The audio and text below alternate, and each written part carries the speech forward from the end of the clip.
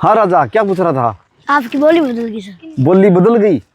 आवाज आवाज आवाज बोली क्या है? बोली भी बदल जाती है, क्योंकि मैं तो आपको पता विपश्यना सेंटर में गया था तो वहाँ 10 दिन तक मैंने कुछ नहीं बोला ही नहीं। वहाँ पे बोलना अलाउ नहीं था और फ़ोन भी अलाउ नहीं था। तो कुछ तो वहाँ बोली में फ़र्क हो गया। कुछ यहाँ आकर के कुछ ऐसी चीज़ें मेरे साथ घटित हो गई जो नहीं होनी चाहिए थी, या फिर हद से ज़्यादा हो गई। यानी मैं ध्यान में जो करने गया था ना, उसमें ज़्यादा डुबकी लगा ली नीचे, और ज़्यादा डुबकी लगाने से शरीर पर कुप्रभाव पड़ गए, अच्छा प्रभाव नहीं पड़ा। इस कारण फिर मेरे को डॉक्टर से सलाह लेनी पड़ी, डॉक्टर से मेरे को इलाज भी लेना पड़ा, ग्लूकोज चढ़वाई कुछ खूब सारी, है ना, कुछ दवाइयों का ट्रीटमेंट लिया। उसके बाद में मैं आज आप सामने आया हूँ। अब पहले से ठीक हुए या फिर मैं वैसे ही हूँ? पहले से ठीक हूँ। पहले से काफ़ी ठीक हूँ।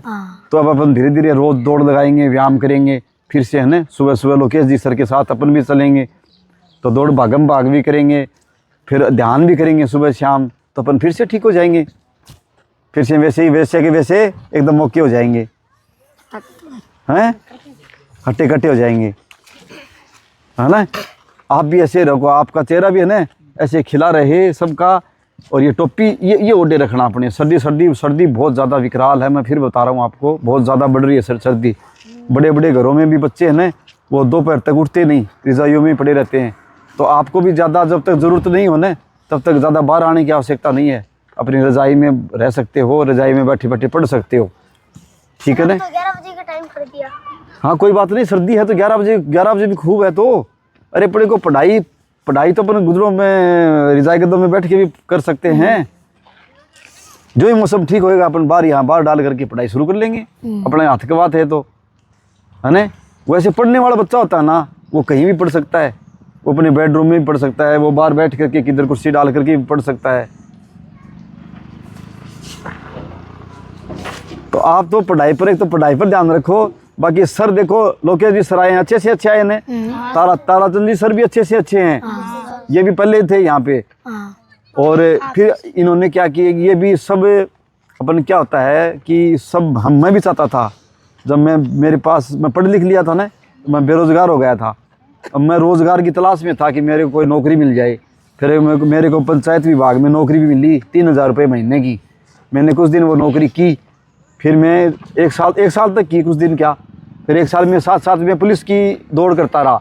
हालांकि मैं टीचर बनना चाहता था, क्योंकि टीचर का शौक नहीं था मेरा कोई टीचर बनना, लेकिन बस बनना चाहता था। क्योंकि टीचर में जैसे आराम है, टाइम टू टाइम ड्यूटी है, सुबह जल्दी नहा के चले जाओ, शाम के घर वापस आ जाओ, यानी पूरा एक अच्छा शेड्यूल है इसलिए। लेकिन मास्टर बन नहीं पाए, नज़दीक नंबरों से जा करके रह गए। फिर क्या किया, पुलिस वाला एग्ज़ाम दिया, तो पुलिस में फाइट हो गई, पुलिस में लग गए। पुलिस में लगने के बाद में फिर प्रयास किया कि अपन और अच्छा करें और देश के लिए अच्छा करें। तब ये पाठशाला शुरू हो गई, पाठशाला का निर्माण शुरू कर दिया। ऐसे ये गुरुजी है ना, लोकेश जी सर भी चाहते हैं कि मैं भी सरकारी टीचर बन जाऊं, क्योंकि बेटा सरकारी टीचर बढ़ते हैं ना तो उन्हें खूब सारा तो पैसा मिलता है। एक तो ये मुख्य कारण है कि सरकारी टीचर बढ़ते हैं ना, तो उसमें पैसा है ना, तनख्वाह हमारे 50-60 हज़ार से नीचे तो होती नहीं। अब मेरी तनख्वाह है ना 57,000 रुपये महीना आती है। किसको कहते हो 57,000 रुपया? 50,000 7,000। और मेरे थोड़ा सा, मेरा इतना ही ध्यान में हो सकता है 60,000 भी हो सकती है। और मुझे मेरी तनख्वाह कितनी है? 55,000 कुछ है। ये 55,000 रुपया कुछ है स्लिप पे। एक बार थी शायद मेरे ख्याल में 57,000। तो 55-57,000 के बीच में तनख्वाह है। वेतन लग जाएगा ना तो 70-80 हज़ार रुपये आएंगे। और आगे और वेतन लगते रहते हैं। सरकार है ना अपने कर्मचारियों के लिए वेतन बढ़ाती रहती है जब वो लग जाते हैं। लेकिन अपने को क्या है, अपने को अपनी इन चीज़ों पे ध्यान नहीं देना है, ठीक है ना। अपना काम है पढ़ना, खेलना। अपन जिस फील्ड में भी निकल जाए ना, वही अपने लिए अच्छा है, और उसमें ही पैसा, उसी में अपने को कमाना है। ताराचंद जी, योगी जी सर भी उसी में लगे हुए हैं कि ये भी, हम भी कहीं ना कहीं सरकारी सिस्टम में, पीटीआई में, है ना, फायर ब्रिगेड में कहीं ना कहीं लग जाएं सरकारी में। क्योंकि और आरजीएच सरकारी जो बन जाता है ना, सरकारी नौकरी मिल जाती है, तो उसमें एक आरजीएच का कार्ड और बन जाता है। उस कार्ड से आप अगर बीमार हो गए, जैसे मैं बीमार हुआ ने, मेरे पर 1 लाख रुपये का खर्चा हुआ, तो 1 लाख का खर्चा सरकार ने ही वहन किया, मेरे को 1 रुपया नहीं लगा, मेरे को 1 रुपया नहीं लगा। 1 रुपया नहीं लगा। कितनी बड़ी बात है। तभी हम कहते हैं बेटा पढ़ा करो, बहुत फ़ायदा है पढ़ने में। अगर सरकारी कर्मचारी बनोगे तो इतना फ़ायदा है, सरकारी में निकल जाएगा तो फ़ायदा ही फ़ायदा है। सरकारी में मान नहीं निकल पाए, बच गए, तो आप विदेश भी जा सकते हो। विदेशों में, इजराइल में अनपढ़ आदमी गए हुए हैं और वो 1.5 2 लाख रुपए वहाँ तनख्वाह लेते हैं। जापान में भी बहुत सारे लोग गए हुए हैं, जर्मनी में बहुत सारे लोग हैं अपने इंडिया के, कनाडा में अपने बहुत सारे हैं, अमेरिका में बहुत सारे हैं, यानी पूरी दुनिया में फैले हैं।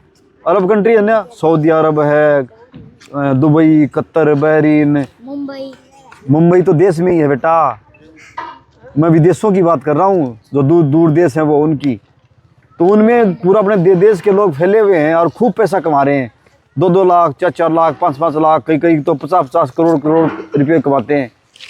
तो यानी पैसा कहीं भी कमाया जा सकता है, लेकिन उसके लिए समर्पण है ना, समर्पित भाव से अपना काम है वो करते रहना पड़ेगा। अपना कपड़ा साफ सुथरा, अपडेट, पढ़ाई खुद की अपडेट होनी चाहिए और अपने कमरे वालों की भी अपडेट रहनी चाहिए। कहीं कोई कमी मिले, आपकी पढ़ाई में कोई भी कमी मिले तो हमको बताओ आप, हम उसका पूरा निस्तारण करेंगे। फिलहाल है कोई कमी? No sir. सब आ गए, टेबल वगैरह भी डल गई कि आपके कमरों में? अभी तक तो डली नहीं, वो तो डालेंगे। वो भी डाल देंगे, सारी सब कुछ डाल देंगे, है ना। बाकी मस्त रहा करो, ये सर्दी का बचाव करो बेटा। जाओ स्वेटर पहनो, स्वेटर पहनो, जिनके पास स्वेटर नहीं है वो पहन के आ जाओ। और टोपी अपने सिर पे टोपी रखो, जाओ टोपी वाली टोपी बेटा, टोपी रखो, टोपी बिना कोई नहीं रहेगा। चले जाओ, टाइम हो गया अब, समय शाम का, ठीक है।